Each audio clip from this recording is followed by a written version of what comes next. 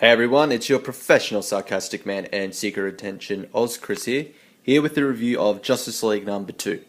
Uh, it's it's good, definitely good. And the thing is, it feels like this also could have been issue number 1, although it kind of ties into what happened with the first issue. It feels like you could just go into this not knowing about the previous issues. Like, okay, I'm not lost. I'm really not lost here. But anyway, it start off with a little bit of Lex, tying into a bit what he's doing with the Legion of Doom. But kind of one of the main focuses is of John Stewart being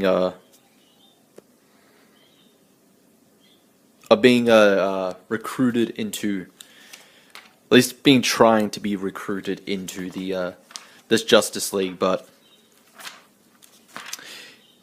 he refuses. He doesn't want to.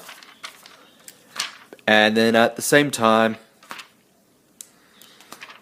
Lex is kind of recruiting the Legion of Doom with him as well.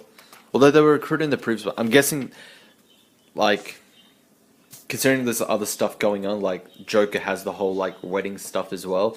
Because the Joker doesn't appear in this. Like, he's the only Legion of Doom member that doesn't appear. I guess he's off doing his own thing, and it's just,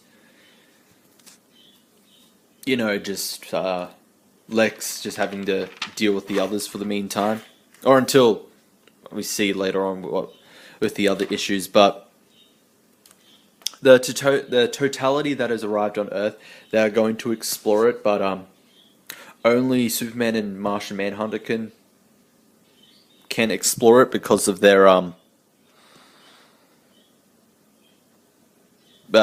physiology. As Batman explains that only bodies on the team that can resist the pathogenic mutagens long enough are Clark's and John's. With a bit of help staving off the cells, they could reach the totality itself. Yes, because the totality has arrived, and anyone who comes into contact with it changes, as shown earlier on with, I won't spoil who, but earlier on they fight someone that's been mutated because of it. So now they're exploring it, and while it's Superman and Martian Manhunter that are exploring it, Batman and Batman and Hawkgirl are going to be inside of them. Yes, even Superman is a bit weirded out about that. Yes, file that under phrases never to be spoken again, of course. But they keep going forward, but they are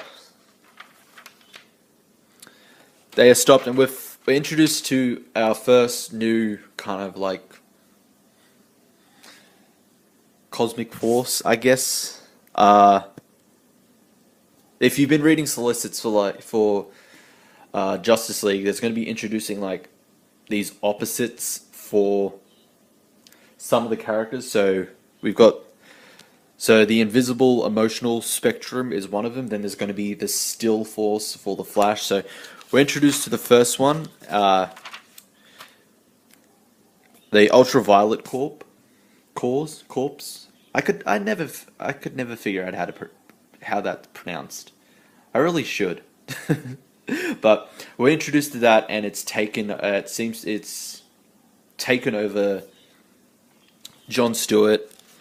The Lex that's been with the Legion is actually a Lex bot, and we'll end it there. We'll just end it there for now. But it's definitely been good. I've been enjoying it. I can't wait to see more. And no bias intended, but I definitely like this issue. And like I said, if you did not read issue number 1, like, you could go into this and it really wouldn't feel like you're behind on something, you're missing out. Like, I feel like I had to read something previously to read this. No, not necessarily, you don't have to, but I mean, that's good, even though it's like going to be several issue long story or story arc. Like, it's good that if a comic can do that, you know, like back in the old days, back in the old days where like a story would just be confined to just one issue. Like it wasn't, stories weren't made for trades, if that's what a, like, that kind of like a thing back in the day. Sorry, I can't seem to think of like good analogies or words for these today. But anyway, that's it for the review. Leave a like, subscribe, hit the notification bell, follow me on Twitter, check out my previous videos, and I will see you all next time.